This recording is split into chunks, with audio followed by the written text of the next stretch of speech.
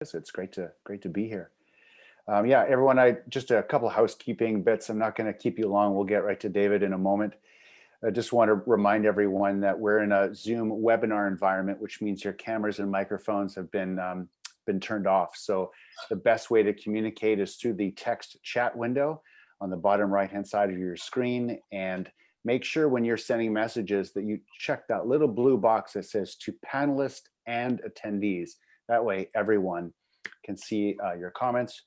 If you have a question, there is a Q&A panel. So of course, if you drop a question in the chat window, I'll pay attention to that too. But there is a Q&A panel where you can, insert your question there. I will keep tabs on all of the questions that get asked throughout David's presentation, and I will combine them. If there's a crossover, I'll be, relaying them to David when he's done his talk. Probably around the 60-70 minute mark is when David will bring me back in, and I'll relay your questions to him. So please, at any point during David's presentation, just send in your question. You don't have to wait to the end. In fact, it's better if you don't. It's better if while you think of it, just drop in your question so that I can capture it and prepare it for David when he's done. This is being recorded, so if you miss any part or there's a weird technical bit that gets in the way, don't worry about it.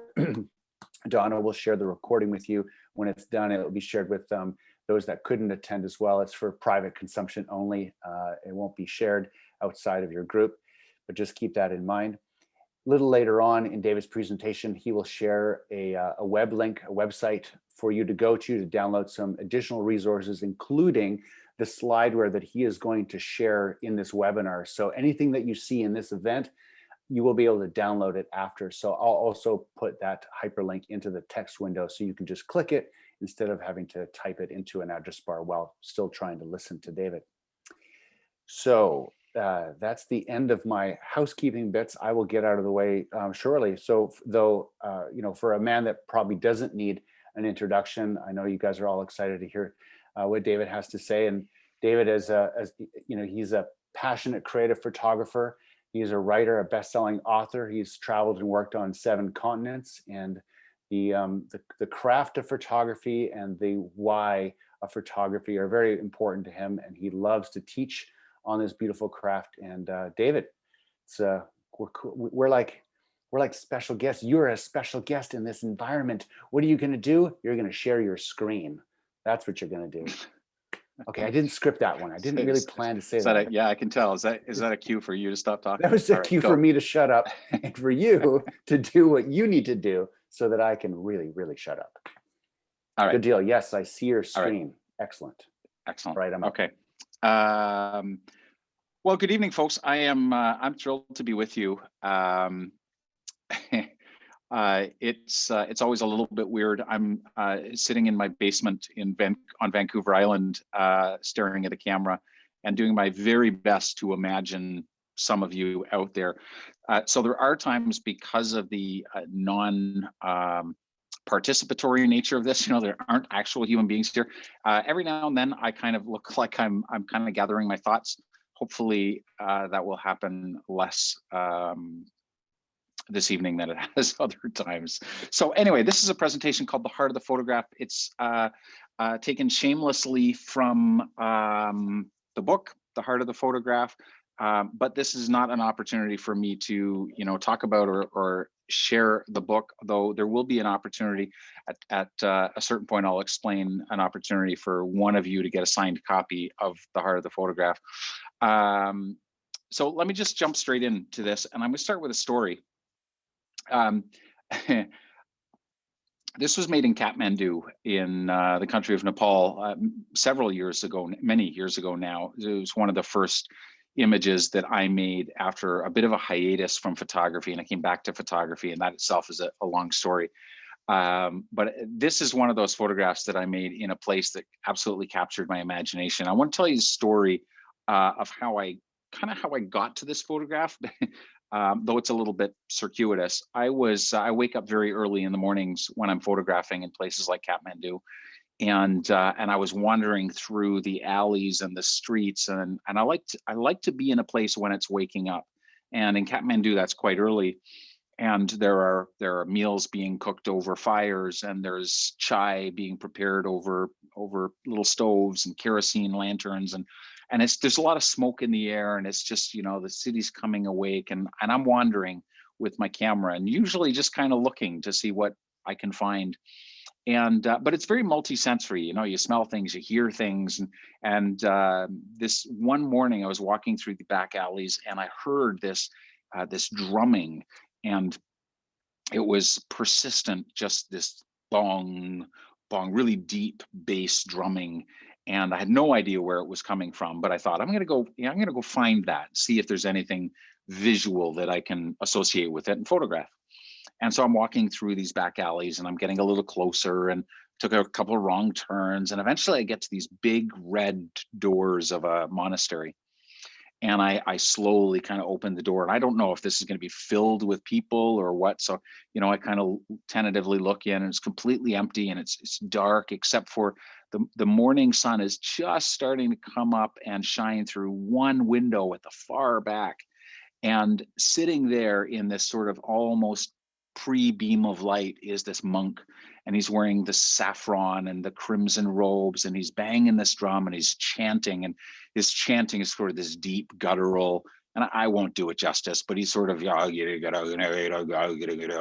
says very kind of guttural and Tibetan, and he's hitting the drum at the same time, and boom, and I was absolutely transfixed. I was transported, really. I felt like I was not only in a place that was a world away, but that I was in a time that was not my own, that I've been transported back in time. And so I'm there, and I'm right. I've just walked into the door of this monastery, and it's just him and I, and he's chanting. And at a certain point, he looks up, and I've got my camera. And when he looks up at me, I just motion down to the camera and sort of say, is this okay with my body language? And he nods his head, and he goes back to chanting. He's hitting the drum, and the light now was just coming through the window, and it was hitting this big drum. The drum was on a pole, and the skin of the drum was like an emerald green. So kind of looked like it was being lit up from within. And this man is chanting, and again, I'm in a different time and a different place, and it's just the most magical experience. And he looks up at me, and he says, "What camera is that?" And I was so taken back. I was snapped right back into the moment. And but I was so surprised by it that I actually had to look at my camera. I knew it was a Canon. I had to look at it. Well, it's a Canon. And he nods, wisely, as you would expect a monk to do. He nods and goes back to chanting, and as if nothing had happened, hitting his drum and chanting. And then at the appropriate place to ask questions again, I don't know, maybe it comes around a certain point, and he just stops, and he looks up and says, "Is that the new 5D Mark II?" Which at the time it was. And I'm startled. Yes, and I'm trying to make photographs here, man. But I said, "Yes, it is." And turns out, he also had a Canon, and thought, okay, that's cool. And then suddenly he just interrupts the conversation and goes back to chanting and hitting his drum. And eventually, after I've been making photographs for a while and he's been chanting, he stops and he says, "Can I have a picture?" And so I reach into my jacket, my vest pocket, and I get out my little notebook and my pen, and I think, okay, I'm gonna get him to write down his name and his address, and I'm gonna go home and print these out with love and care. And I'm gonna package them up, and I'm gonna send them off to Kathmandu. And months later, I'm just imagining the joy of getting these. And while I'm imagining this and getting my notebook out, he's reaching into his pocket and he hands me a business card. He says, "Just send me an email." And the reason I tell you that, well, there's a couple of reasons. One, the photographs didn't turn out at all. The experience was amazing, and I still think about it to this day, especially when I see this photograph, because I made this later that same day. But the images from that time, from those few moments in that monastery, they didn't turn out. But that's not important to me.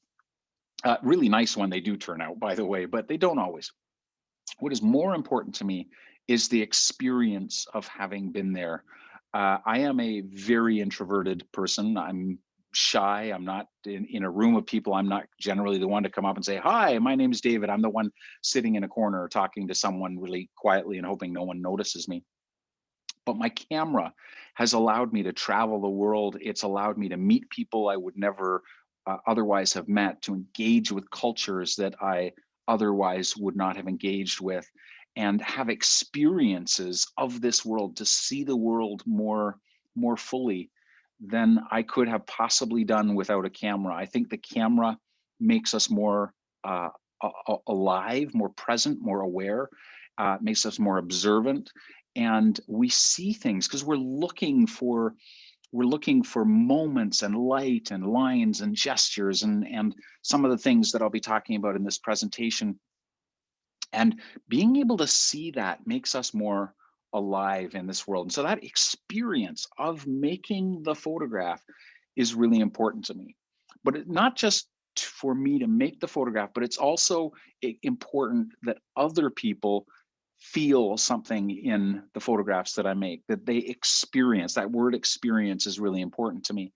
I want them to look at my photographs and not be thinking about the f-stop and the technical stuff and which shutter speed I used. I want them to be thinking about deeper things. I want them to be, seeing symbolism and mystery and depth and contrast. And I want them to feel something. I want them to feel like they're really there. And so I tell you that so you understand a little bit about, especially for those of you who don't know me, understand a little bit about where I'm coming from.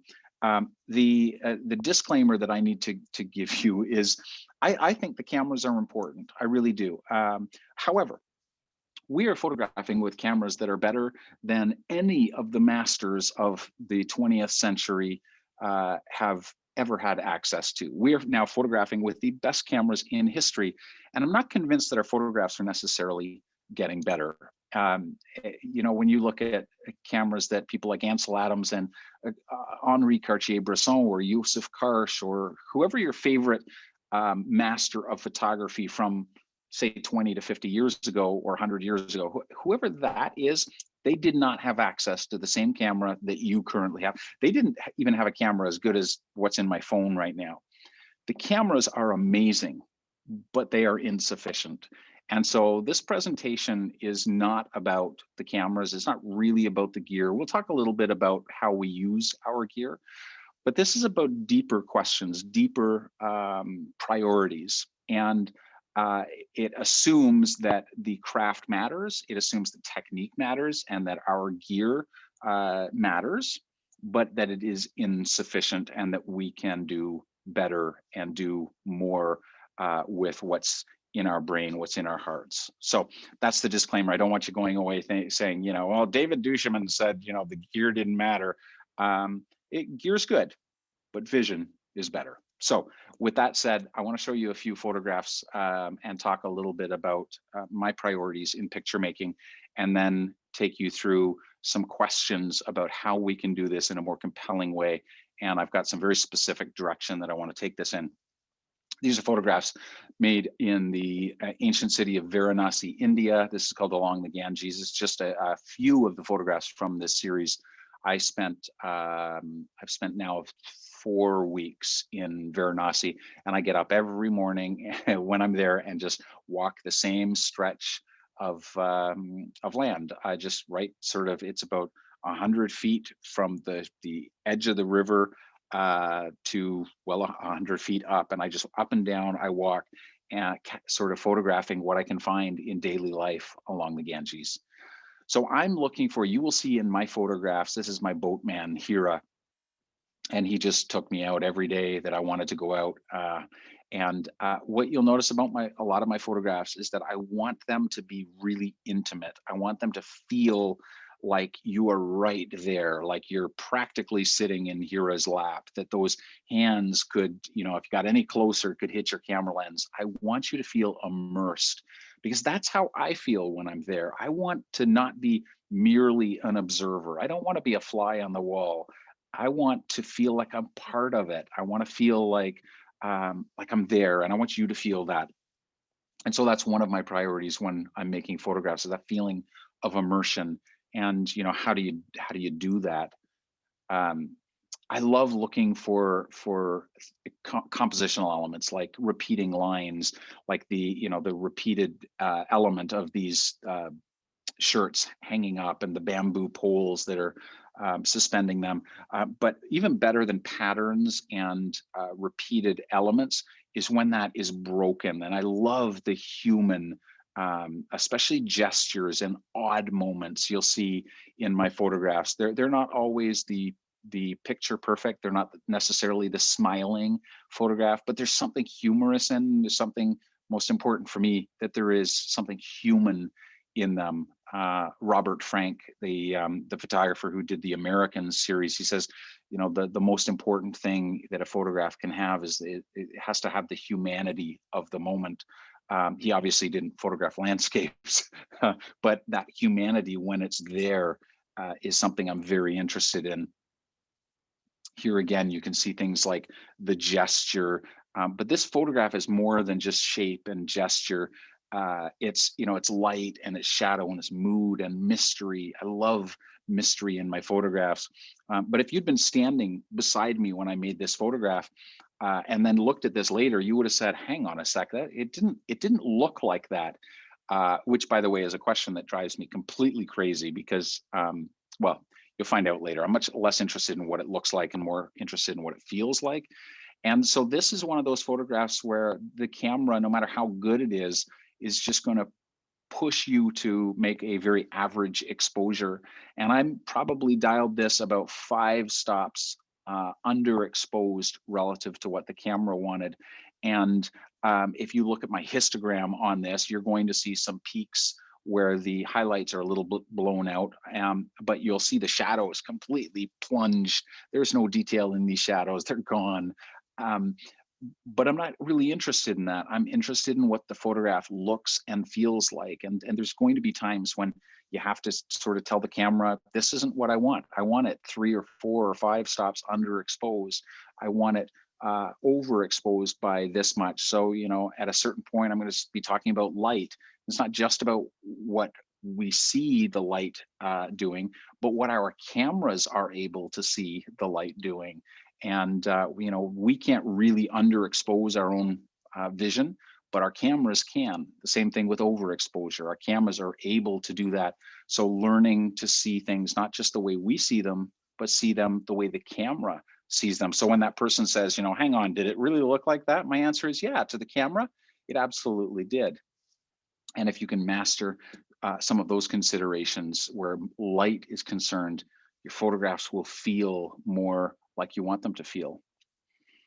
I love depth. We're going to talk about depth this evening as well. This is an example of it. I love frame within a frame, or subframing. That's the compositional technique where you put what's, what you really want to show within a frame that's within the larger frame of your photograph. And this does it really well. This gives a foreground, but it pulls literally like a curtain, it pulls the veil apart so that you can see into the photograph.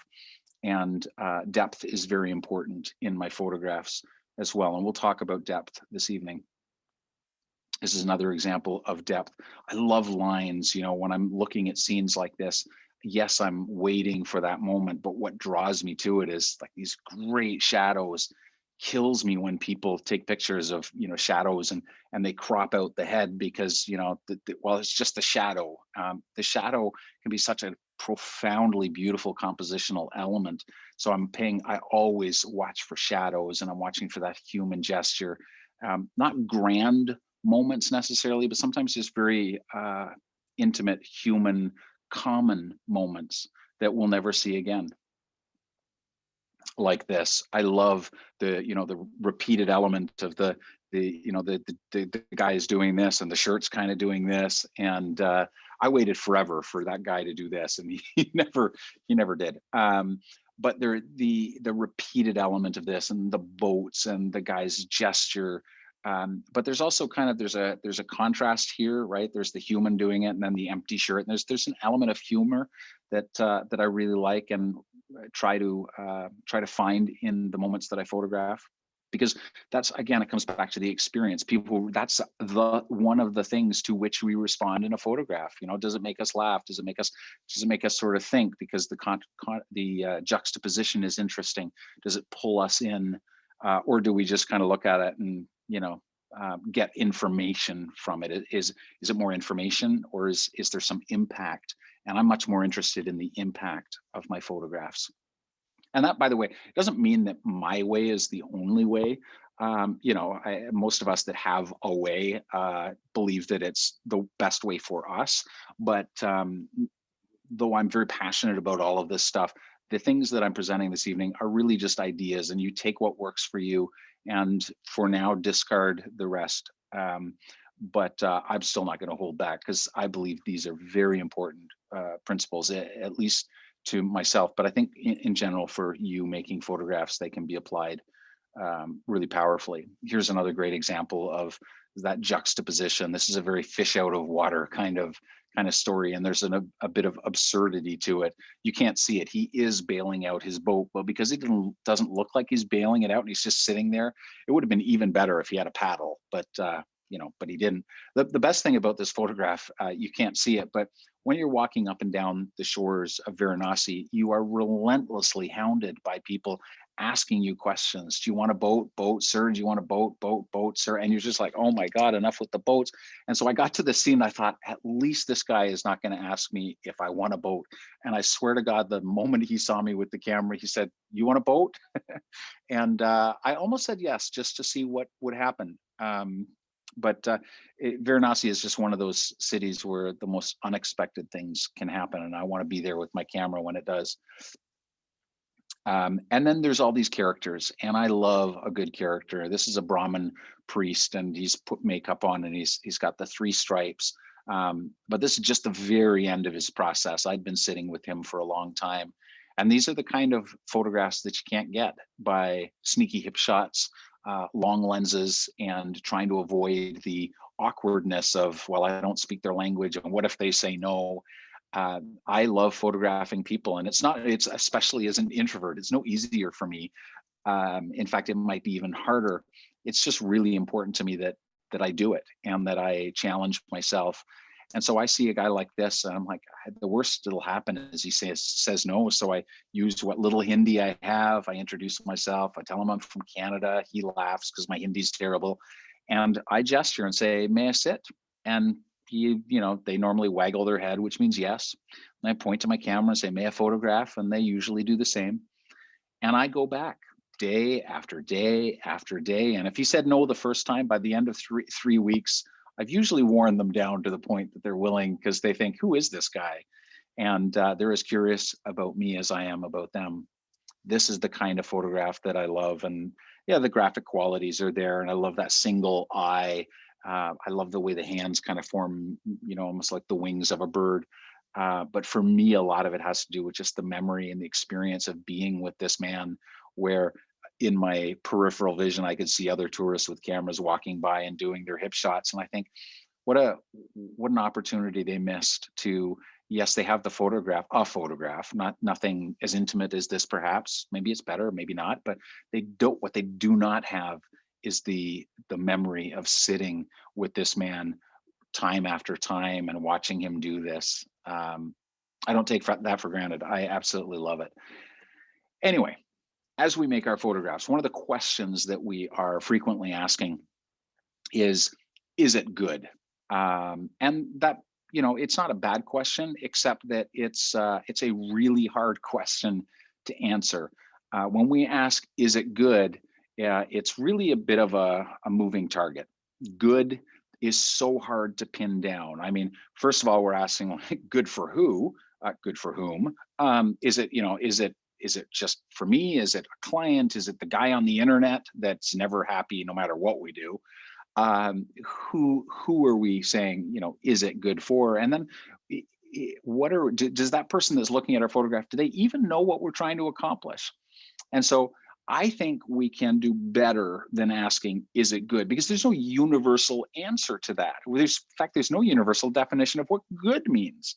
Is it compelling? might be to some person and not to another. Some people, all they want to see is kitten pictures, and anything that is not a kitten picture is not good. Some people have been brainwashed by the histogram police, and so anything that lacks shadow detail or highlight detail is not good. Some people, it needs to be razor sharp. It needs to have edge to edge sharpness. I have never, for the love of God, I have never looked at any of my lenses and thought, does this have better edge to edge sharpness? Than, if anything, I'm trying to push the attention away from the edges of my frame. And yet there's a question people ask. And when you say, is it good? That's one way that they answer it. I'm less interested in things like perfect sharpness. But I'm also less interested in the idea of good, because I think we can do better than good. I think the question is it yours? Are you happy with it? Does it do what you are trying to accomplish? Much like a poem, if you're writing a poem, the first person to answer, is it good? Is you. You're the only one that knows what you're trying to express and make it feel like and make it say. And it has to first be yours. And then you can answer whether it does what you wanted it to do in the way that you hoped it would. And eventually, yes, hopefully other people will experience it in the way you want them to, but not everyone will.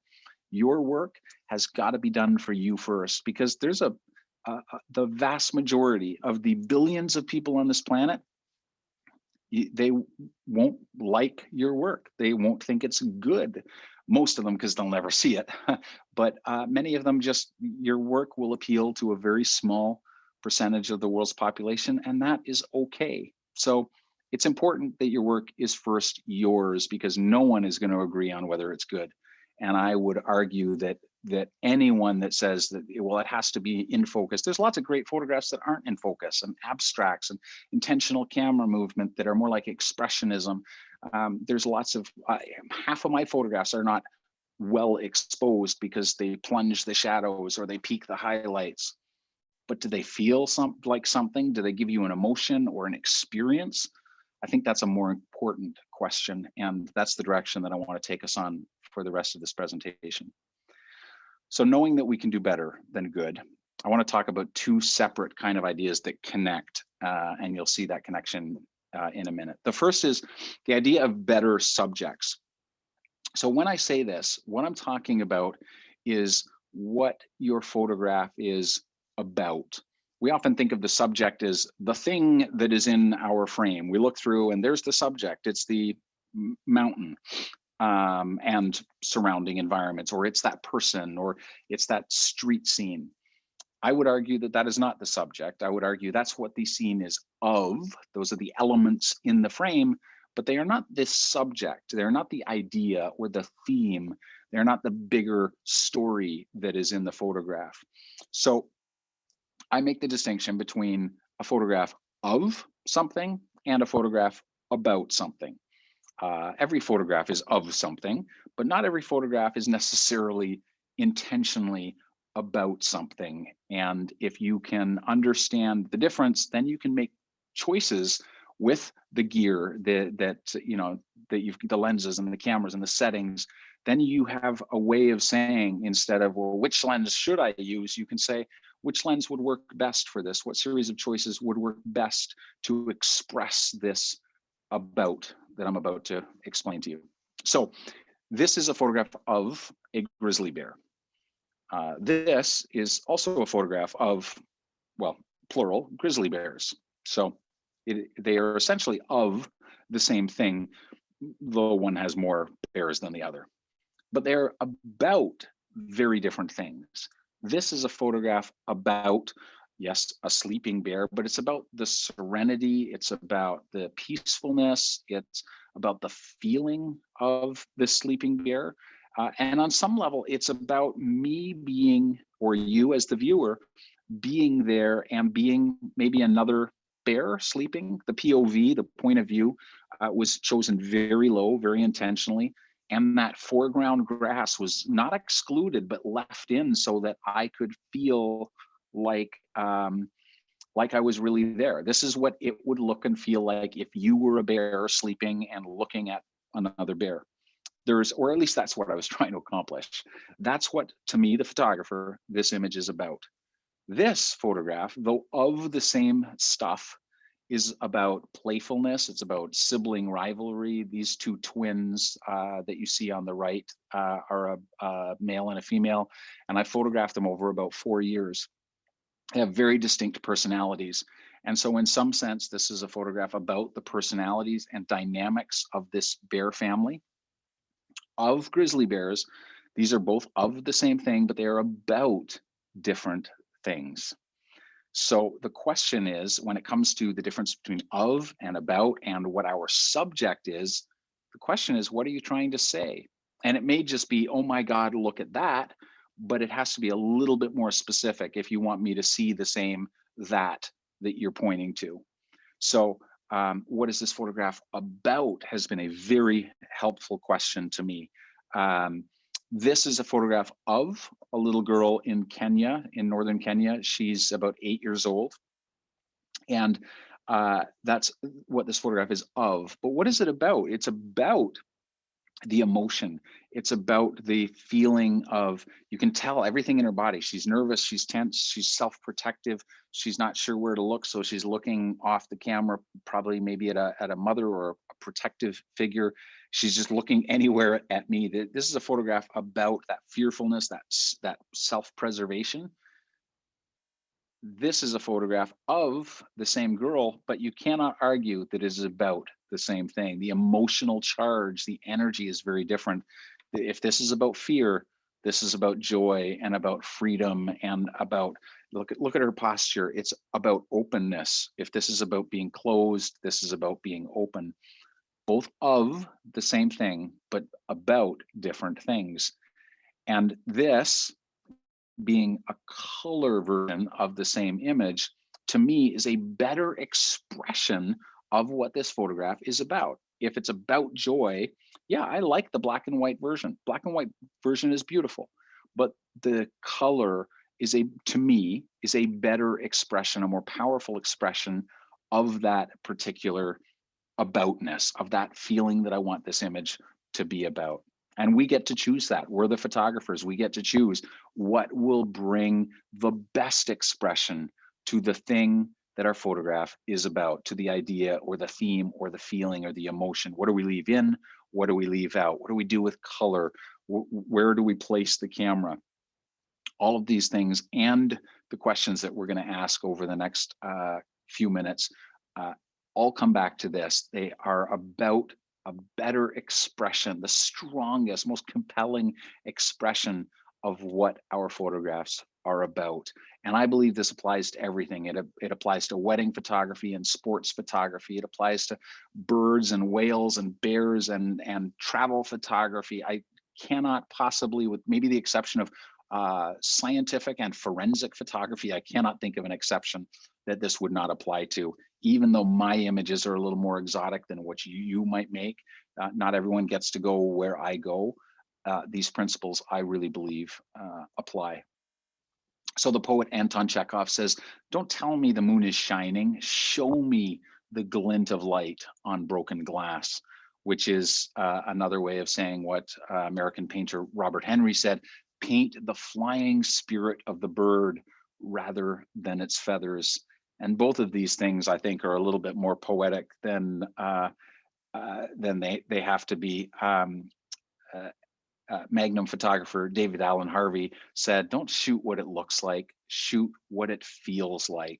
And that has been one of those sort of pieces of wisdom that I've carried with me since taking up photography again. I started when I was 14, but there was a long period where I was just using a camera rather than intentionally making expressive photographs. So I believe the heart of the photograph is the subject's best expression, the subject that you decide this photograph is about and how you feel like it is best expressed, making decisions that rule out a lot of other things so that you can have the most impact in your photographs possible. So we talked about better subjects, and it should be a better awareness of the specific subject, the thing that your photograph is about. Now I want to talk about better expression of that particular subject or the thing that your photograph is about. And there are a lot of different ways of doing this. I'm only going to focus on, I think, 7 this evening with you. The first is what is the light doing? And I love this because when I first started taking photography really seriously, there was a tendency to look at light, and you'd look out the window before going out for a walk with your camera, and you'd say something. I would say something like, the lights are really not very good today. It's bad light, it's good light. I was very judgmental about the light. Light is neither good nor bad. Light either works for what you're trying to accomplish or it doesn't, but it's really light in all of its forms. It gives us certain things. It can give us shadows, it can give us texture, it can give us reflections, it can give us certain colors, and it can come from different directions. And there's quality of light, there's quantity of light. Sometimes it's very low, sometimes it's very contrasty. The question, what is the light doing, is getting to really what is the light giving me that I can use? Is it giving me really great shadows, rather than judging and going, wow, it's really harsh?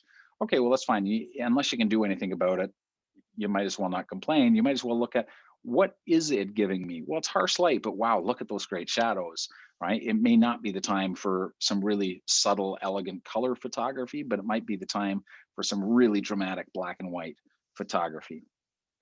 And the question is not just what is the light doing, it's what are we doing with the light? And so when I look at a scene like this, I didn't arrive at this scene, stop the Land Rover and go, oh my God, look, it's backlight this evening, as though backlight is a condition of light.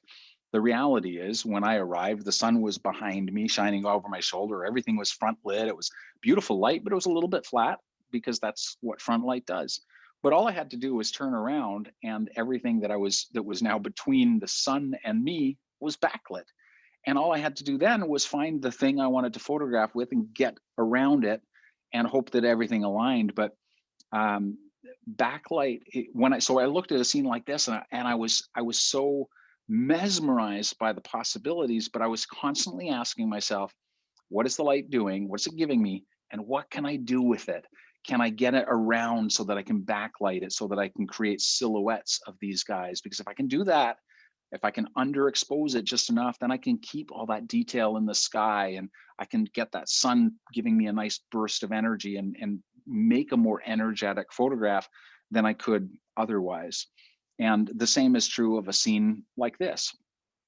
When I got to this was shot in a little tiny cave in northern Ethiopia. And it was filled with pilgrims, and they're all trying to get through a sort of a one-person sized hole. You get through the hole, you can walk down some steps carved out of stone, and there's a church carved out of the rock. And it's incredible. It's absolutely amazing. But when you first walk into the cave from the backside, all you see is this little man-sized hole with light coming through, and the backs of a bunch of people's heads. It's not much of a photograph. In fact, if you were to walk in and say, what's the light doing? You say, probably not very much. But all you have to do is walk around to the side. And now, instead of looking into the light, you're looking along the light. And that beam of light is coming through, and everyone that's facing it is beautifully side lit. And what does side light give us? Side light gives us beautiful texture. And so then it was just a question of making sure that I didn't blow out the highlights on the face or the garments, because I really wanted that detail. I didn't want it to be garish and harsh, but my shadows were going to be completely plunged, and that's okay. That's all right. In fact, that's what gives this image the drama. If I had photographed this the way my camera wanted, you would have been looking at a photograph that was 3 to 4 stops brighter than it is now, and it would have lost all the life. It would have lost all the mood and the drama, and with it, because this is a pilgrimage, it would have lost the symbolism of going from darkness into light. The whole story would be gone, just because I didn't ask the question, not only what is the light doing, but what can I do with it? Can I overexpose the scene? Can I underexpose it? Can I move my position? I'm going to talk about moving, but I think photographers need to take more advantage of the fact that our cameras we don't have, for the most part, we're not using 4x5 view cameras. We don't have big 50-pound tripods. we can move these things and we can move around. We put our cameras into some amazing places for some really creative effects, and take advantage of the fact that while we can't always move the light, we can move ourselves, and we can move our cameras, and we can, again, this isn't a case of did it really look like that? It actually felt darker than this. It was kind of really low light, but it looked like this to the camera if I set the camera the right way. So the next question, that's a question of what is the light doing and what can we do with the light? This is a question of when and where is the moment. It's a question of not only the quality of the moment, but where we put that moment. So let me explain that a little bit, because we often think of the decisive moment purely about being just a really, really good moment, right? It's just like, wow, that was great. And I happened to press the shutter button at the right time. But what exactly is the right time for this particular moment? It's not just when the moment happened, but that it happened and also gave you the strongest composition or the best expression of your subject. So this photograph is largely about the water. It was made for a series about water issues in Kenya. And this guy is one warrior, a Samburu warrior of about 8. There's about 8, sorry, 9. There's about 8 guys in the well that you can't really see. It's just a black hole on the lower left of the frame. But there's about 8 men in there. And they're all passing buckets up, and they're chanting and singing, and the sound is echoing up this stone well. So it's unbelievable. But this is really not about them, although they're an important part of it. It is about the water. The water was the thing I had to capture.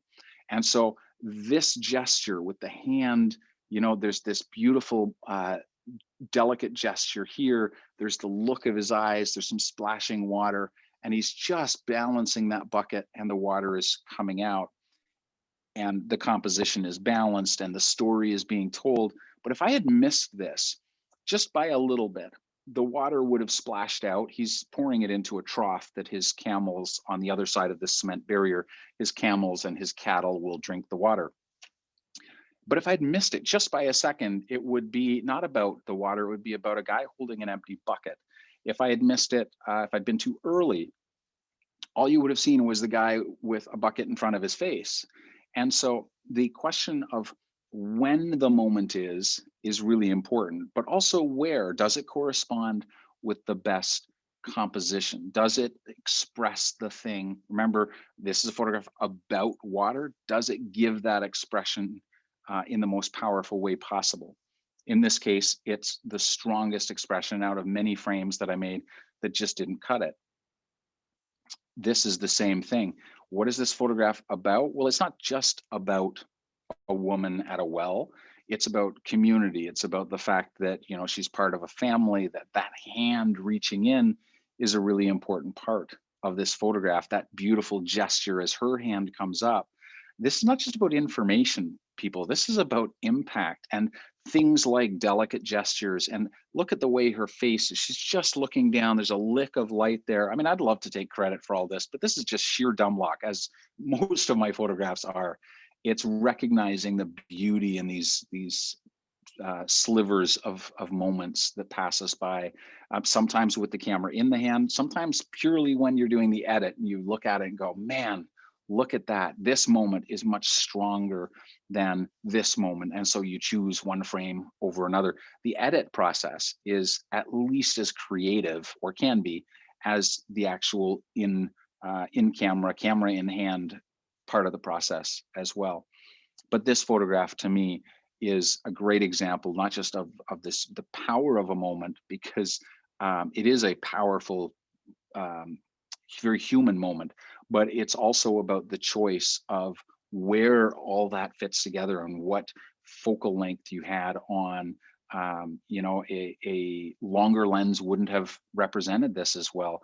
It would have caught the moment, but it wouldn't have caught the whole thing, if that makes sense. So you're looking for quality of moment, but not just the moment, not just when, but where within the frame and the composition, and does it give the strongest expression to what you're trying to say? This is another great example of that. In fact, this might be a stronger example of it than the other two.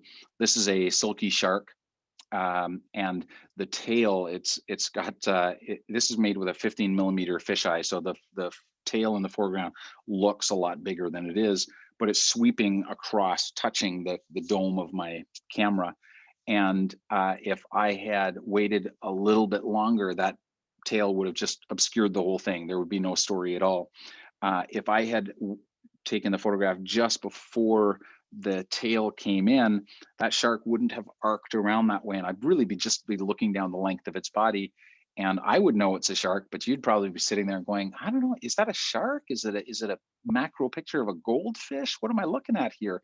You need the shape of the shark. You need the air bubbles coming off its dorsal fin. You need to see the gills to say, ah, that's a shark. I get it. But equally as important is that little fish going the other way, because you've never seen a fish. If you could see the details, he's probably looking very surprised and very nervous. There's something about the fact that the one fish is going this way and the shark is going this way. That's central to the story. And if I had not, and again, this was happening so quickly that most of the magic happened in the edit, picking one frame over another. But the moment is so important here. Again, not just when, but where the where and the when coincide to give me the strongest possible expression. If I'd waited just a little more, that fish would have turned, and all you'd be looking at is its backside. And I would know it was a fish. You'd be wondering if I just hadn't cleaned my sensor in a long time. There'd just be this sort of little black squiggly bit. So the quality of our moments is very important, not just when, but where, relative to our frame and other elements in the frame. Where do they coincide to make this photograph what it's truly about? In this case, it's about the tension between the little fish. So the contrast, the little fish going this way and the shark going this way, and what happens if the shark turns around. I know that sharks are not going to be bothered with little fish like this. That's not what they're interested in. But there's still something there's something in the story that anyone that doesn't know sharks is going to go, oh my God, that little fish, is he going to be okay? And that creates an emotional charge. It creates an experience that we hold on to for a little bit longer. I think if I could, just going to take a quick drink here. If I could kind of pick one of these ideas that I'm talking about this evening and say, this is my favorite, this is the one, if you can only work on one thing, work on this. This might be it. Although I don't think it should be. I think you should work on all of it at its own time. They're all important. But if I could get photographers to move their cameras more, I would be so happy. The tendency is, and I've seen it because I've led workshops on every continent. I've seen photographers from around the world, and we all do the same thing. We get to where we're going, and we either put the camera to our face or we set the tripod up and we put the camera on at roughly the same height as our face normally is. And then we try to make a photograph from there. And if I could just get photographers to change up their POV stands for point of view. If I could get you to change your point of view or your perspective to give stronger expression to what your photograph is about, and to change as a viewer, to change my experience, to let me look at the world in a different way, to see, I often say, if you want to change my perspective, you have to change yours with the camera. So here's an example of this. I was photographing this. He's a shepherd, and it's in Lesotho, which is, if you look at the map of South Africa, the country, there's a kind of a donut hole just kind of off-centered, like someone at Tim Hortons was, or Dunkin' Donuts wasn't paying attention. And at that little donut hole is the country of Lesotho. And up in the mountains, there is this culture of shepherds, and they are like the cowboys of the American West. They're badass, they're gritty. This guy just looked to me, except for the ski mask, which they all wear, he was, I swear, if he'd taken it off, he would have looked like a really dark Clint Eastwood. And I loved this character, and I wanted it to be about, not just of a shepherd, but I want it to be about the grit and that feeling of him being like a cowboy, like a Southern African cowboy. I wanted that feeling.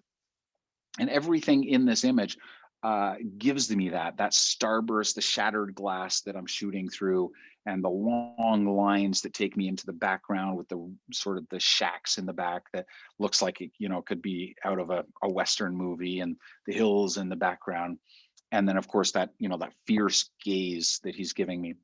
But this was not my first frame, and I really should find some of the earlier sketch images and put it in the presentation, because when I first started photographing him, I just pulled out my Leica, and he was just like, I was on the other side, and behind him was that wall. So it was just him standing there with horizontal lines of the corrugated steel.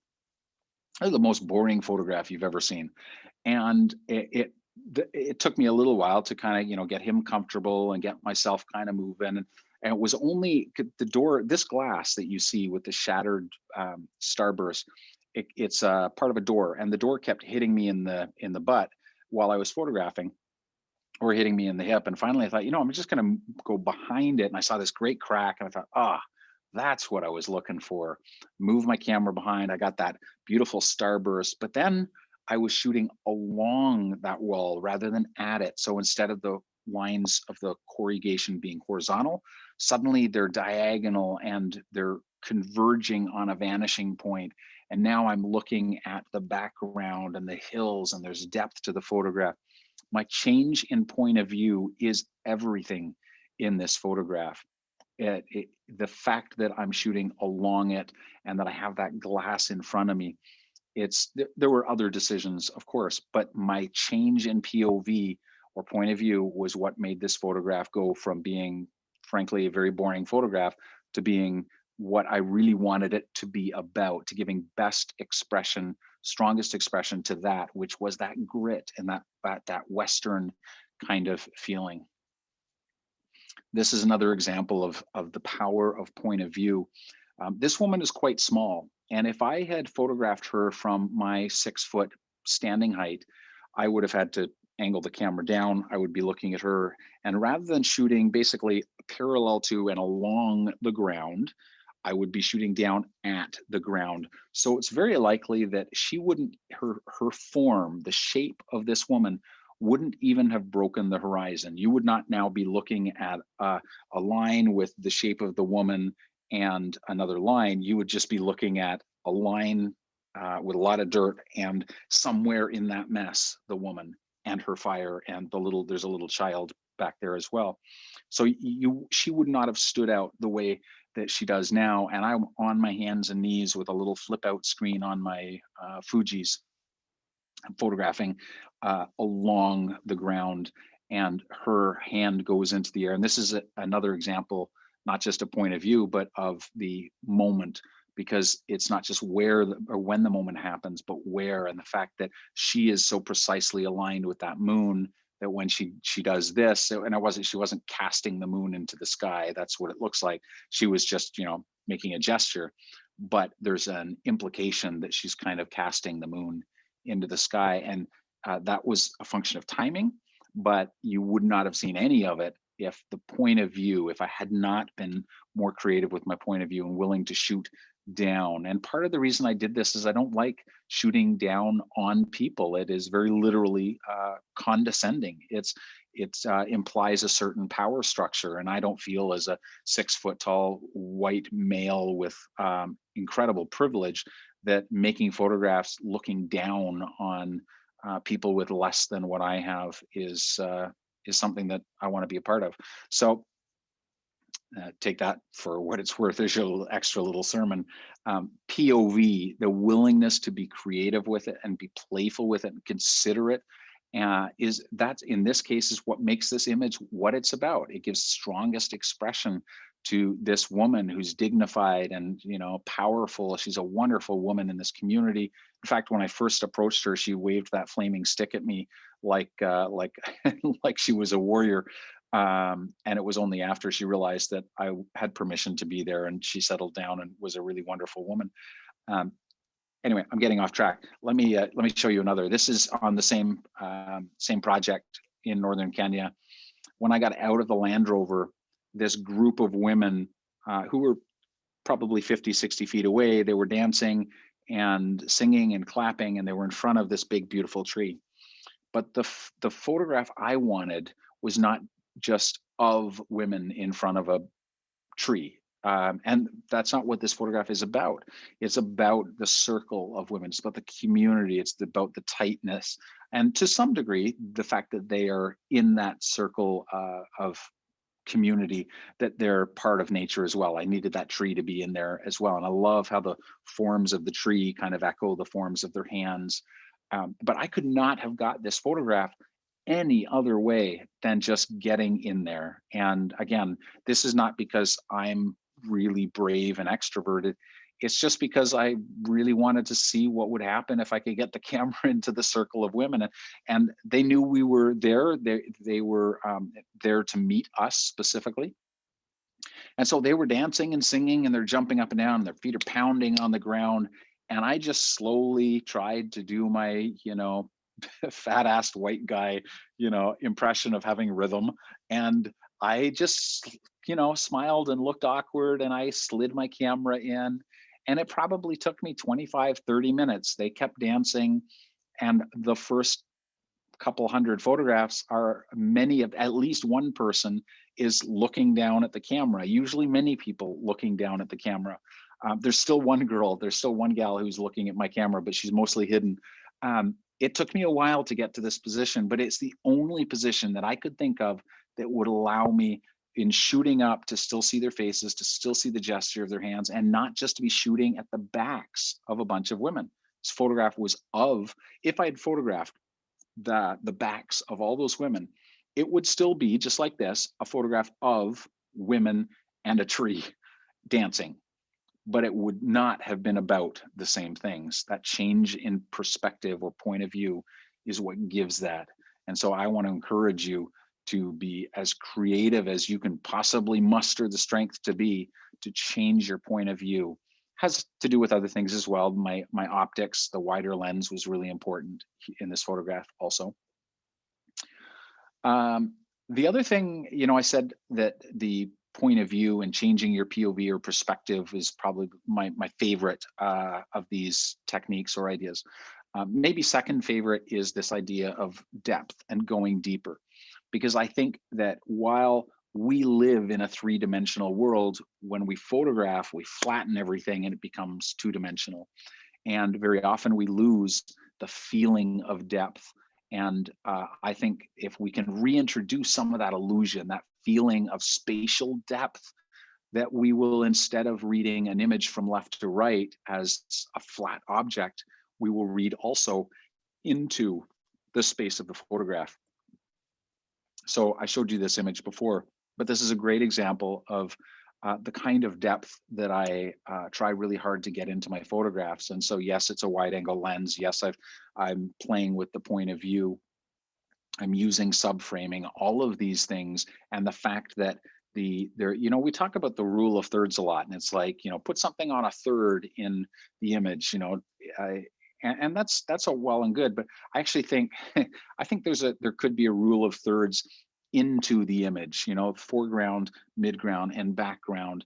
And if we can put interesting things at those third increments, foreground, midground, and background, we create more depth. And that has the feeling, well, the usual rule of thirds is encouraged to give us more dynamic balance in our image, more energy.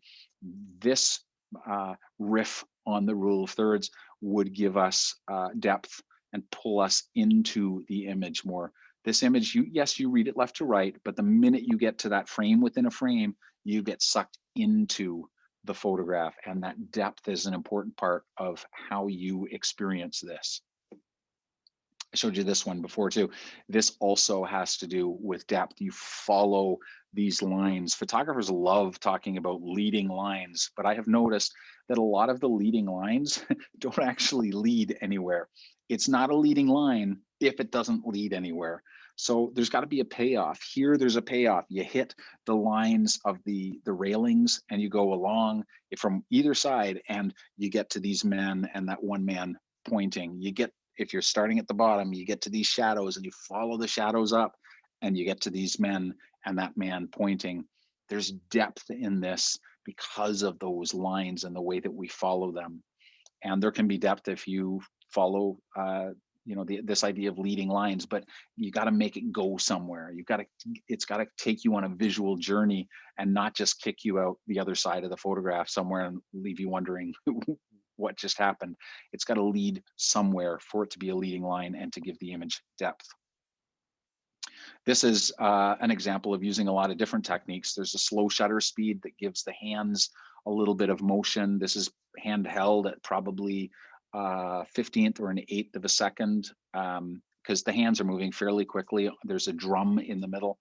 But the depth comes from holding a very wide angle lens, probably a 16mm lens, over this group of people and changing my point of view. So it's a number of things all coming together. And that depth, you get sucked in. The lines are all diagonal and they give energy to the scene and pulls you right to the middle where those hands are drumming, and it pulls you in. The alternate POV is also interesting. It's the kind of thing that we would stop on Instagram. We would stop our scrolling because it would interest us. At least it would if you could see it on Instagram. The screens are usually so small, and this needs to be printed really large to have the most amount of impact. Depth is something that we could talk about a long time. You see there's an ebook on the right-hand side of the frame here. The photograph that's on that cover is a great example of depth. It was photographed in Death Valley, and it's the racetrack playa known for these moving rocks. And I wanted that frame to have, even though there's that great diagonal of the dried mud trail, I wanted this frame to have even more depth. And so I used color to do that. So a warm flashlight gelled on that rock made the rock a warmer color, and the background was a cooler color. And that color contrast gives depth. It makes the foreground more sort of pop up more and increases the contrast and the feeling of depth. And you can do it with dodging and burning in Lightroom. That can increase the feeling of depth. You can do it by using your light well. Remember, we talked about what is the light doing and what can I do with it? Well, if you can use side light gives depth, which is what gives texture. So there's lots of ways to introduce or reintroduce the illusion of depth, of three-dimensionality to a two-dimensional photograph. And so one of the things that I want to leave you with is a copy of my ebook, A Deeper Frame, I can't even remember what it is, creating deeper photographs and more engaging experiences. You've written too many books when you can't remember the titles of them. The other one is The Print and the Process. And this was a traditionally published 280-page book that is no longer in print. So the only way for you to get it is as a PDF. So I'd like you to have both of these. And if you go to yourbonusresources.com, you can get them. Just tell me where to send them. I will also send you, or begin sending you, the contact sheet, which is my way of communicating with a community of about 100,000 photographers, all concerned about going deeper in, forgive the pun, going deeper with their craft and art. And I send out new articles exclusively to the people that have asked me to. The contact sheet comes every 2 Sundays, every 2 weeks on a Sunday.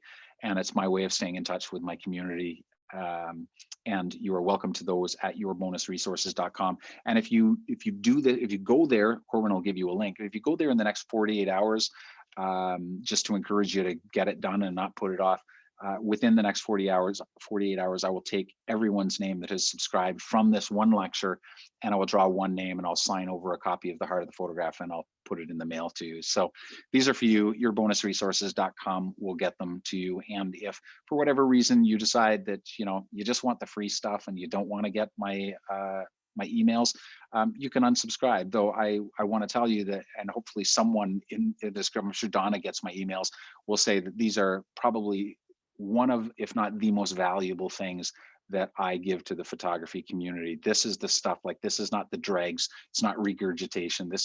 I bring my A game to my emails, and I hope you'll take advantage of them. Okay, next one.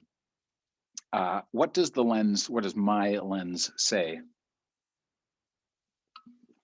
Now, That's a really weird question. And I don't think that I ever learned to ask that question. At no point did my high school photography teacher teach me to ask what my lens says. What we often learn as photographers is that if we have a lot of stuff that we need to get in the frame, but we can't back up far enough, then we put a wide angle lens on. If we have something we want to put in the frame, but we can't get close enough to it, then we put a big lens on. And that for a long time was kind of how I handled my lens choices. You know, do I need to fit lots of stuff in, or do I need to, to magnify something that's far away? And those are legitimate concerns. If you need to photograph a bear or a lion, and you can't get really close with your 24 millimeter lens, you probably want to put a longer lens on for safety. If you're doing a landscape and you want to get a whole mountain range in, you'd have to back up a long way with that 200 millimeter lens to get it all in. So you're going to want to use something that has a wider angle of view. However, our lenses all behave in different ways. Wide lenses make us feel they're very inclusive feeling, and they can be very intimate feeling. They let us get nice and close. They allow us to manage the relationship of elements in the frame very differently. Foreground elements become much bigger, background elements become much smaller and have an appearance of being distanced.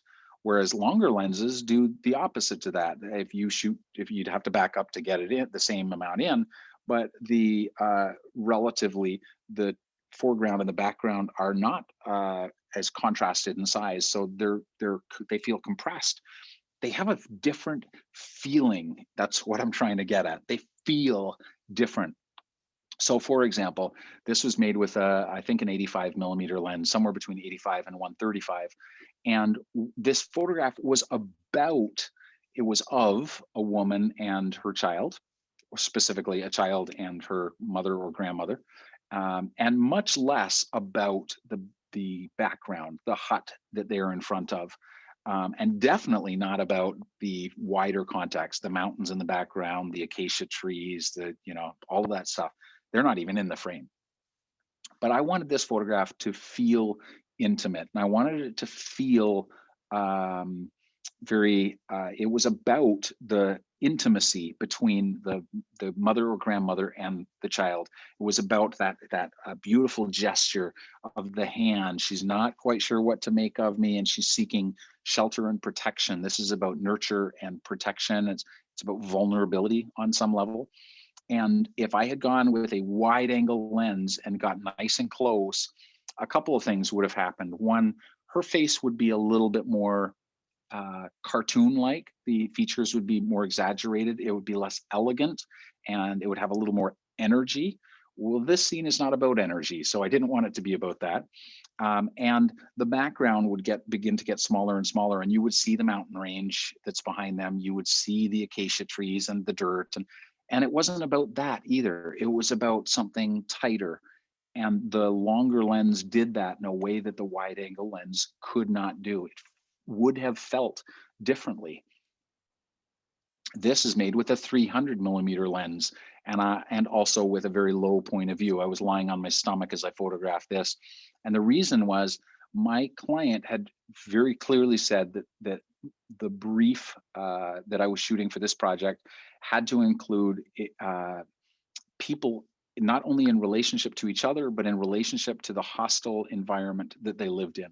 And the mountain range that they are in front of, though it's a little hazy, is the Matthews Range. And it's very significant. It's important to the context of this organization that works there.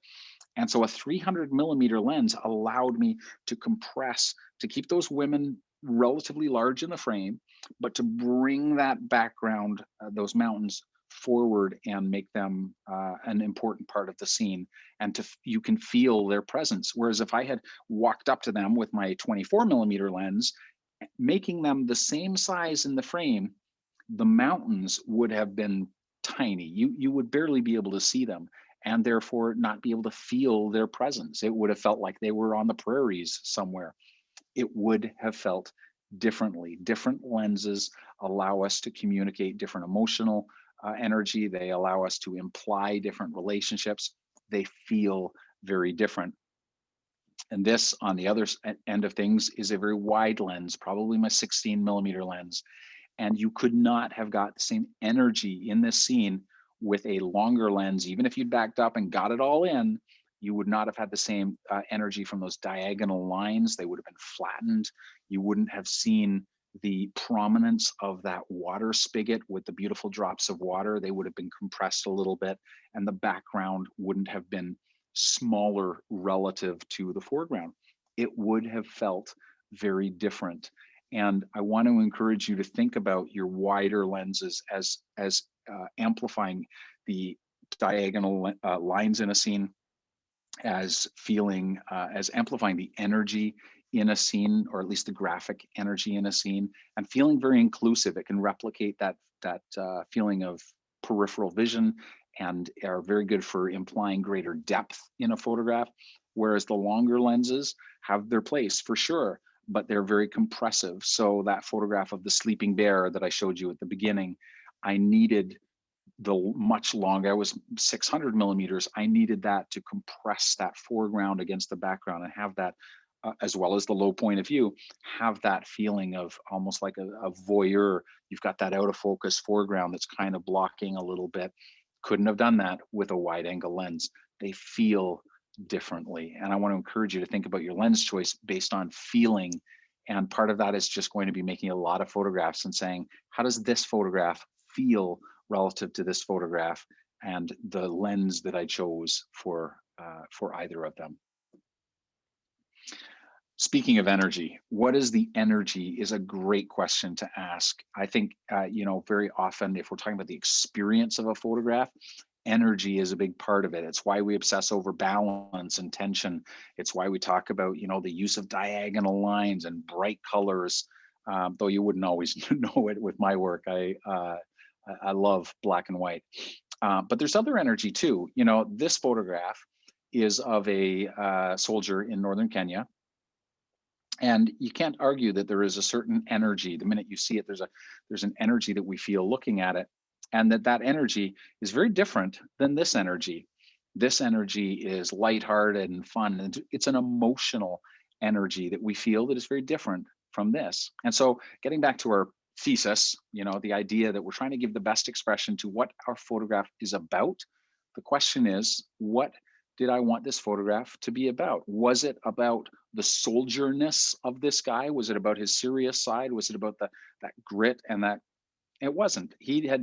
I was photographing his family in the home that he's sitting in now, and he popped his head in, and I said, well, hi, nice to meet you. And speaking through the translator, I introduced myself and said what we were doing. And I said, can I make your photograph? And he sort of plunked himself down and looked at, he was a little nervous. I was still fiddling with the camera. And this, to me, this is the image that I would use, because this is what it was about. It was about his friendliness. It was about his gentleness.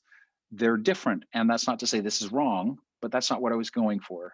This is what I was going for. And the energy helped me do that. So asking what is the energy allows me to focus in on making better choices, making choices about my lens, because lenses have a certain energetic feel. In this case, I couldn't have used anything too big. I was in a very tiny little hut.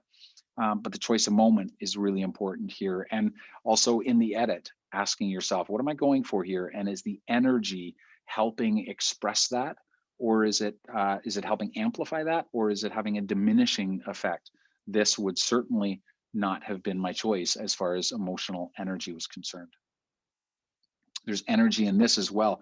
These women are dancing. Again, this is completely different place, completely different scenario, but women dancing and the hands clapping, and without this gesture, without the fact that her cloak or garment is sort of floating and that sunbeam is coming through with the lens flare and the dust, the low point of view, all of these contributing to the amplification of the energy. And if the energy is an important part of your scene, if it's important part of what the photograph is about, this photograph is all about energy. So what choices can you make to amplify that energy? Do you need to change your point of view? Do you need a slightly wider lens? Do you need to wait for a stronger moment?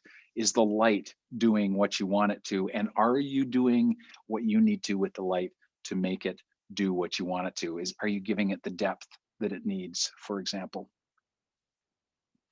And I believe finally, the question that is maybe third most favorite. Can you have three favorites? They stop being favorites after one, don't they? But where is the contrast?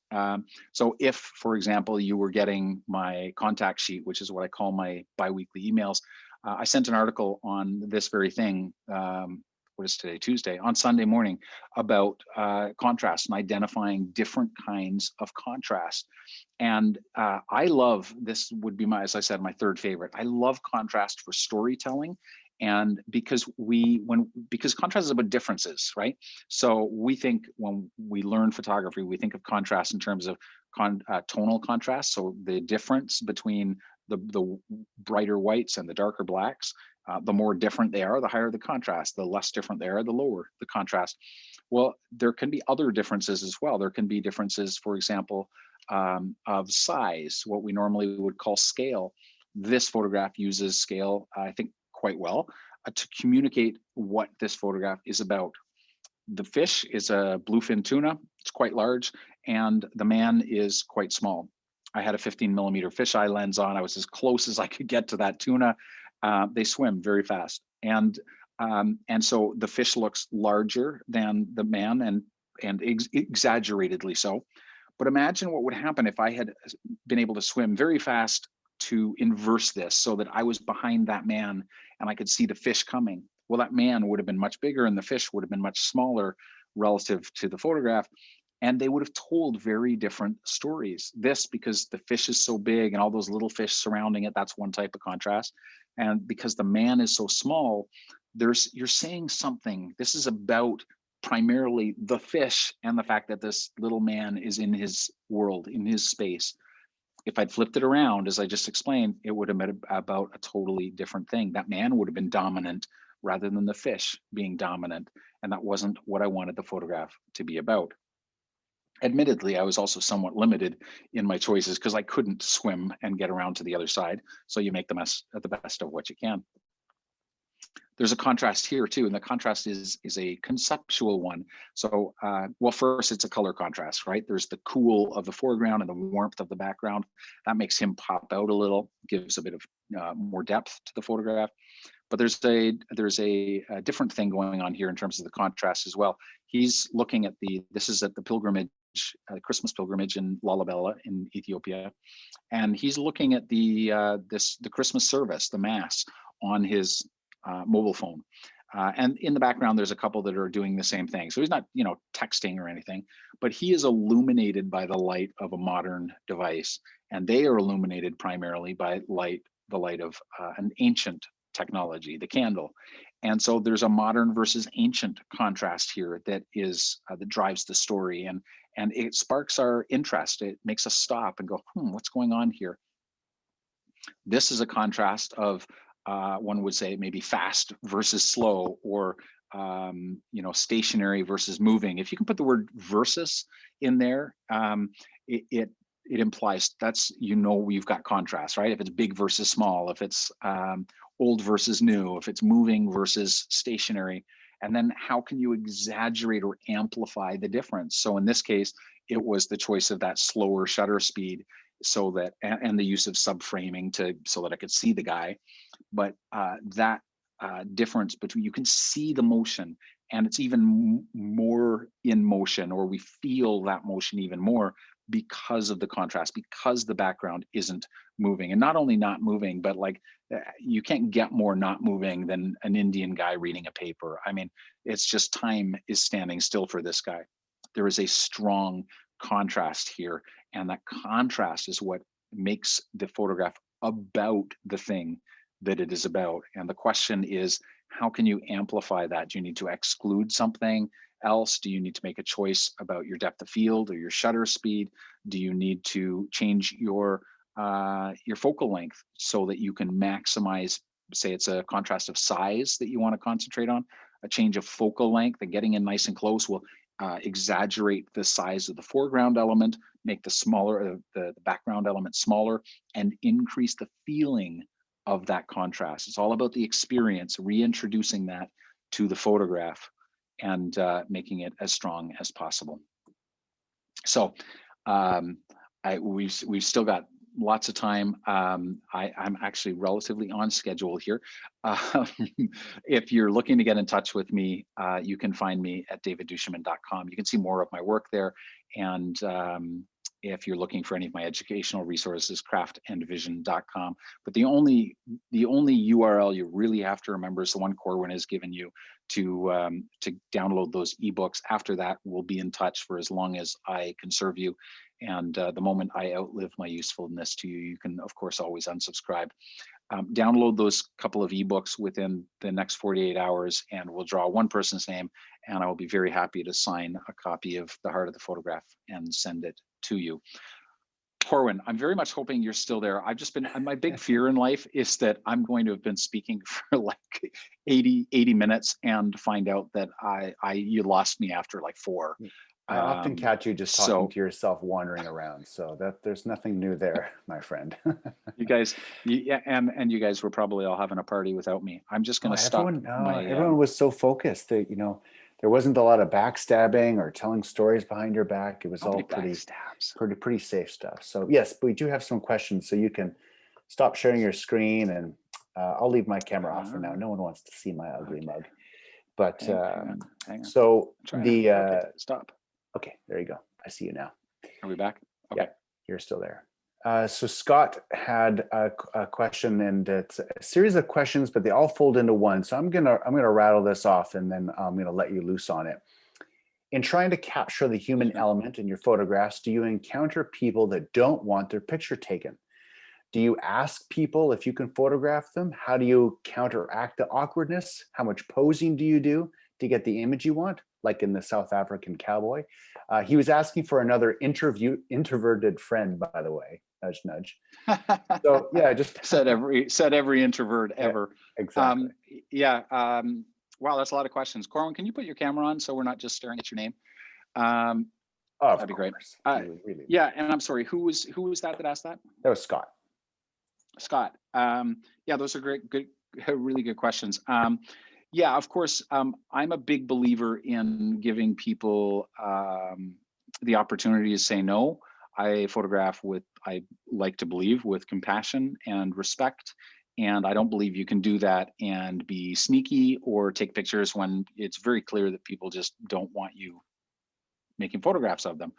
So, but of course, there's so many different contexts in which this happens. So if it's a wider street scene and I'm just photographing, I try to read the room. And if someone doesn't want to be photographed, I will generally just wait until they're not a part of it. But, if I've been standing there, as I often do, for like an hour and just photographing, and someone walks into the frame and then they get upset at me, I'm like, dude, you walked into my shot. Like, there is a certain point at which you can only take responsibility for what you can take responsibility for. But then I usually just, put the camera down and wait for them to get out of the shot and kind of cool down. I have very few times when people have objected to me photographing.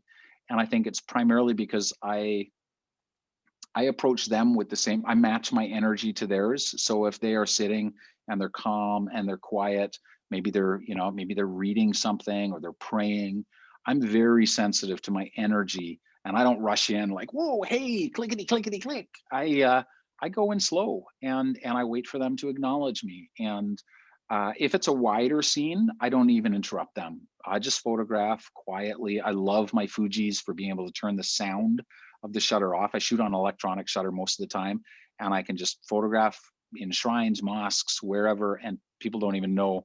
Not that I'm trying to hide it, but I'm not bothering them with the sound of my shutter, especially because I like to take a lot of photographs. They're probably sitting there going, God, when is this guy going to be done? He's made 3 million photographs. So you gotta match the energy, and when they do look up, that's when you be as respectful and kind as possible and say, is this okay? Maybe show them what you've been doing. Sometimes I'll bring a little printer and I'll print photographs for them if we're in a place where I can do that without like inciting a riot. But I have found that for the most part, people are really chill with it if you're not hiding anything. And it depends on the context too. I mean, I photograph differently in places like Europe than I do in places like India. It's people have different expectations about personal space, about what's public and what's private. And you can photograph kids all day long in India. In fact, they'll beg you to. They'll practically mug you to make it happen. And you have to be very, very careful photographing children in the West. It's just different contexts. So you have to, you have to understand what the law is, because there are places in which you just cannot, never mind publishing it, you just cannot photograph without people's permission. And there are places where you need to be careful of gender roles. So, a man photographing a woman in the Arab or Muslim world is a very sensitive thing. So you just need to be very kind of conscious of what the social mores are. And everything is trumped by respect and compassion and good manners. People see it. They see it. You don't have to speak a word of their language. They see it in your body language. It's somehow, if you're kind and respectful and patient and you match your energy with theirs, they usually return the same to you. That's my experience. And then in a portrait setting, are you doing a lot of posing with your subjects? I almost never pose. There are times when I'm actually making portraits. I have a series in Kenya against a white backdrop that's like an 8-foot by 8-foot screen that I have to get volunteers to hold. But they know that it's a portrait, and I don't so much pose them as I just put them on a stool or in front of this background and then talk to them and let them determine, whether they're serious or laughing. And I'll do what I can to get them to crack a smile or whatever. But I want to be involved in things, but I don't want to, I don't want to make it happen. Yeah, I'm already interfering, but I don't want to manufacture the situation any more than I have to. It's just not my style. Yeah. And in the cowboy picture, did you do any posing, or was there sort of any adjustments that you asked of him? No, he was standing there, and the only adjustments were me finally realizing that the background was stupid and I had no depth. And so I just moved behind that door and held it open with my foot.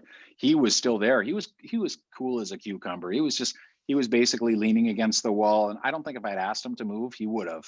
He was just like, he was that cool. He's like, you can take my picture, but I'm not going to move. That's funny.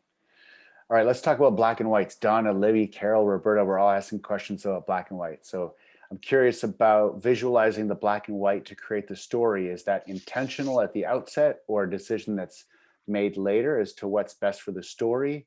Do you convert most of your images to black and white? How do you approach black and white? Good questions. I love black and white. And my history with black and white goes all the way back to right when I first started, and I was rolling my own Ilford Delta and Kodak Tri-X. And it's, kind of, especially the Tri-X, really contrasty. And I wasn't that great in the dark room. So everything, just kind of came out contrasty, and I didn't really have much control over it because I just couldn't be bothered. But I really liked, I grew up looking at the inky, contrasty Ansel Adams stuff. And so I don't photograph film anymore. It's all digital. I photograph always on RAW. So I'm always shooting a color data file. And the reason I do that is because when you pull it up in Lightroom or Photoshop, you have all of those colors to manipulate. So you can say, because it is a color, even though I shoot, I can see the back of my camera in black and white. When I look through the electronic viewfinder, I'm looking at black and white most of the time. And because I'm terrible at visualizing that stuff, I'm lazy. I just want to see what the thing's going to look like. But then when I get in the Lightroom, I can be controlling those color values. So you can say, I want to take those reds and make them darker, or I want to take greens and make them lighter, or I want to take the blues or the yellows and push and pull those values, because a good black and white photograph, aside from the actual content of it, succeeds based on what you do with the contrast of it and how well you control it. And do you want to be pushing the eye here or pulling the eye a little bit there? How do you want the balance of everything to feel?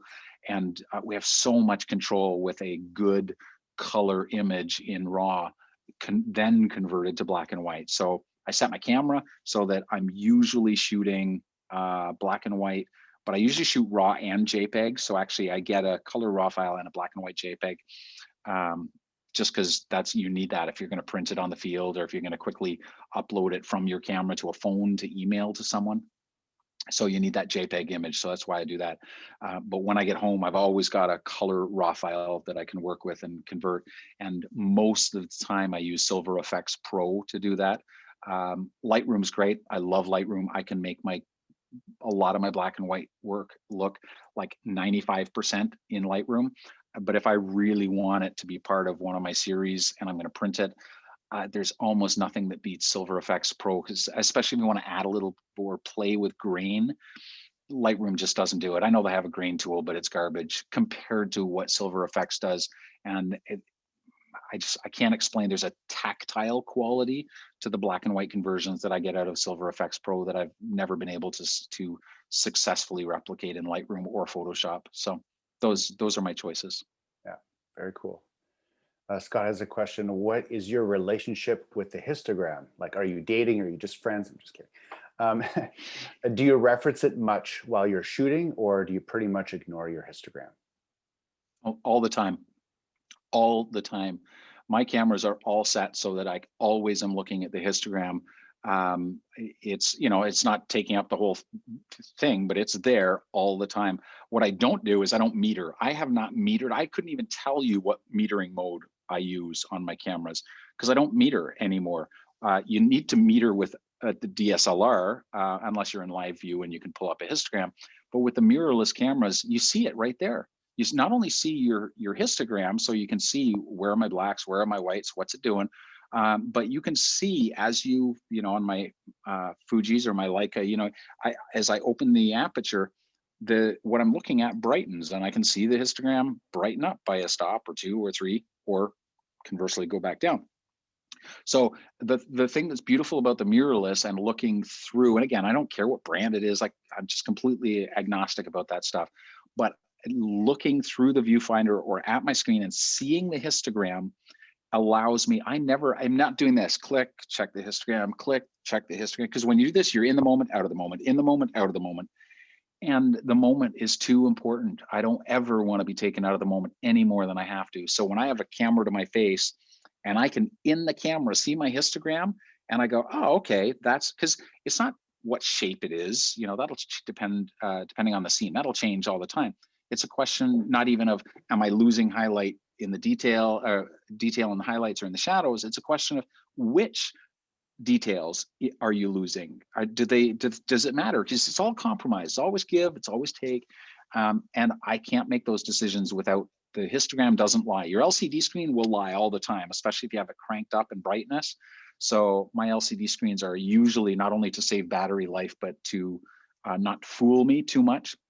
My LCDs I crank them down so that I'm not thinking it's brighter than it is, because I already have a bit of a tendency to kind of underexpose things by a stop or two. So I lower the intensity of the brightness in my electronic viewfinder and in my on my screen, and then I'm always watching the histogram. The only thing I'm not doing is metering. I've forgotten how to meter. That's okay. The histogram tells me everything I need to know. Yeah. Anonymous has a question. I'd love that name. Wouldn't that be a great name to have? Anonymous. Are you using ambient light or fill light? Like in the work that you showed today, how often are you using fill light? I assume that by fill, you mean using a flash. I mean, there's always fill, right? It's always bouncing from something. But if you're asking, am I adding fill light? Then most of the time, no, never with flash. Strobes drive me crazy. I know how to use them. I'm too lazy. And they introduce a dynamic to people photography that it slows me down and makes the technology the thing I'm fussing about. And I don't like that. So, but yes, sometimes, especially in challenging lighting conditions, Corwin will be off holding a light disc or, trying to flag something, but most of the time I prefer to do it as naturally as possible. I prefer to just change locations and use the light that is there than to have to really screw around with, because the minute you've got a big light disc, and you're either using someone like I'm using someone like Corwin who knows what he's doing now, or I'm using someone that doesn't, and I'm having to like direct them. I just want to make the photograph. So I prefer natural light, but it's neither here nor there. It's just a working style. You know, some people love that stuff and can do it like it's second nature. I just don't prefer that. Um, If that's what the question was yeah, I'm pretty sure intending. that's what the intended question was. Yeah. Are you still leading trips or planning to lead trips in the future? Yes. That is all I can say about that. Yeah. Yes, I mean, you know, one of my great joys in life is I do very small group workshops. I call them my mentor series, and it's like 4 or 5 people at most, except when I do my safaris, and then those are not mentor series workshops. Those are just safaris, and they're a bigger group. Although we're only ever in a vehicle with 4 people total, so it's still kind of small group. But that's one of my great joys is being there and, you know, helping photographers take their next steps and, you know, figure out kind of what their voice is. And I love it. But until things settle with globally, not just in North America, but until things settle globally with COVID-19, I don't see myself going anywhere beyond my backyard. It's too impossible to predict what's going to happen, especially in a place like India. It's going to be a while before I'm willing to go back to India, and it breaks my heart. I want to be there. I love it. Kenya, I'd love to be there, but I just can't. I got an email yesterday, Corwin, from BOMA, and they want us to go back, and I'm like, they want us to go back this summer. I'm like, I don't think so. It's just, you know, so no. yeah. Wow. So yeah, the answer is absolutely. And I love it, but not yet. Yeah. Cool. Catherine's got a question. Have you ever experienced imposter syndrome? And if so, how did you move beyond that? I used to think I had imposter syndrome, and then I stepped back from it and I thought, you know, I wonder if I'm just faking this. What if you're not good enough? All the I'm not clearly not good enough to have imposter syndrome. All the time, absolutely. In fact, you know, I in fact go if you've not been introduced to my podcast yet. It's A Beautiful Anarchy, and you can get there on iTunes, et cetera, et cetera. But you can also get it from abeautifulanarchy.com. And I have an episode on imposter syndrome. I think everyone that is honest with their work and for whom their work really means something, we always feel that a little bit like we're faking it because we're doing something new. If you don't have imposter syndrome, either you're a sociopath, you're arrogant, or you're doing something you know you can pull off because you've done it a million times. And most creative people are always trying something new. They're always operating at the edge of their abilities. And it's always like, I don't know if I can pull this off, you know?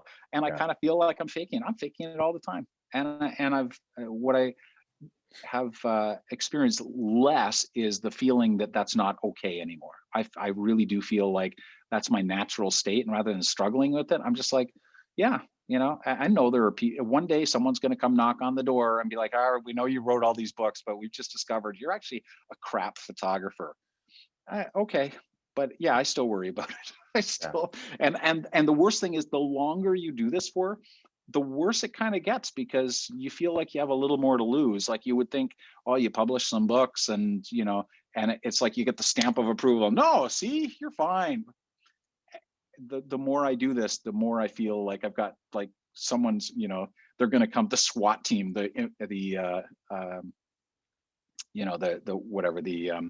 imposter SWAT team is going to show up, and they're going to show up with bigger weapons and more people. So, but it's okay. We're all, you know what, we're all faking it. And it's probably important that we do that tells us that we're operating with just enough uncertainty and risk that we're not playing it safe. Mm-hmm. Yeah, cool. Well, if you don't mind, 2 quick questions, and then we're all good. Roberta's question here: do you photograph for yourself, for self projects, for selling, for assignments? Wondering about the nature of your work. I consider myself yes, I all of the above, but I consider for everything I do, I consider myself my client. So even if I'm photographing pro bono work for like a lot of the stuff you saw this evening was for the BOMA project, It's collaborative pro bono stuff that we've done on assignment with them for several years. I'm still the first client. There's an understanding there that I'm shooting for them, but they trust me where vision is concerned to execute. If I don't love the photograph, they don't get a copy of it. It's just the way that I need to operate in order to stay sane. And that's why I don't photograph weddings, because if it was up to me, I would just head for the open bar and put my camera away, and nobody wants a wedding photographer like that. So, but yeah, I do a lot of photography. So my photography goes into my books. It goes into where it doesn't go into a printed book. It goes into PDF monographs that I share with my audience. I don't do social anymore, so it doesn't go there anymore. And then it gets, yes, I occasionally do sell prints. It goes to licensing deals sometimes. Well, actually, not infrequently. It's just the money's garbage. So it kind of it goes kind of in a whole bunch of things. But for my own books is probably the biggest use. And again, I look at myself as my own client for that. The photographer is out there photographing, making photographs for me as the photographer, and then brings them home for me as the bookmaker and publisher. And they're two separate roles. Well, as Donna joins us to help us sign off, the final question is, have you ever entered a photography club competition? And on that note, I know it's Pandora's box. I've dropped in the hyperlink in the chat window, David, to your recent blog post about clubs, competitions, and critiques. But just wanted to relay that question to you. Oh, that's great. That way, anyone who hasn't decided whether they like me or not is going to really have a clear opportunity. I'm not a big fan of competitions, but that doesn't mean I haven't and don't still enter them. I'm just very picky about which competitions and very clear on what I hope to get out of it. And I never enter them with the hopes that their choosing or not choosing my photographs is going to validate what I do, any more than being a professional. Getting paid for my work doesn't mean it's good. It means I'm getting paid for my work. That's it. There's lots of people getting paid for crap work. There's lots of people not getting paid for exceptional work. And the same is true of competitions. It's all about taste. And sometimes the judge will have similar taste to you. Sometimes they will understand what you're trying to accomplish and the risks that you're taking. But ultimately, learning this craft is a very personal thing. And it can be done in group settings. It can be done very well in some group settings, depending on who's leading. But there are challenges. And so just keep that in mind when you read that article, because I still get emails from people going, "You hate camera clubs." I'm like, I said it right in the article. It's not about camera clubs. It's about the challenge of learning a personal, very individual pursuit in the context of other people. And so, yeah, competitions are they're fine. It's a little bit like winning at yoga, though. I mean, it's hard you got to be really clear on what you're trying to accomplish and get out of the thing. And I would much rather get my feedback from individual people, and it could be in a camera club setting. It could be that these are the people that you respect and can actually have a conversation about your art. But I would rather have one-on-one feedback so that I can ask them questions, and that can happen in a conversation rather than one person saying some version of, well, if I was doing this. Well, you're not. Make your own damn photographs. I'm making mine. And in order to have a meaningful feedback on that photograph, I want to at least be able to ask some questions and tell you what I'm trying to accomplish. And that is not as well done by many people as they like to think it is. So that's my feelings very briefly. Do read that article if you feel like it. Just understand that I love camera clubs. So I don't even dislike competition necessarily. It just very much depends on why you're doing it. And for some, it will be really helpful. And for others, it can be devastating. So I've talked to so many photographers who've been sidelined completely by a very critical critique, feedback, or a competition loss because they weren't clear on why they were doing it. And maybe part of it's their fault, part of it's the context they were competing in. But I think this is too important to shut down emotionally based on one person's feedback of your work. Cool. Good deal. So Donna. if that's it, before Donna takes over, I just want to personally thank you all. What a privilege to be invited into your homes this cold evening in Ohio.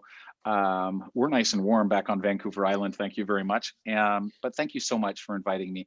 It really is a privilege. And I hope that you have felt some of the passion that I have for this craft that we share. If I can serve you, you know where to find me. Donna, thank you for inviting us and for making this happen. I'm just so grateful. So I'll let Donna take over, but good night, everyone. Thanks so much for letting me be part of this. Well, good night, David. And thank you. Thank you very much. Very, very inspiring as always. Thank you. And David was talking about his article. I highly recommend you guys read that. I read it. So, and I highly. And she still likes me. And I still like you. See, there you go. So that's why, guys, go ahead and read it. And but really, David, thank you so much. I've followed your work for a long period of time now, and I just feel very privileged to have you come and talk to our group. And you've inspired me a whole lot along the way. So I'm honored. Thank you. Yeah, thank you both very, very much. Wonderful. You're welcome. Evening. Have a great evening. Good night, everyone. Have a great evening, guys. Good night. Bye-bye. Thanks.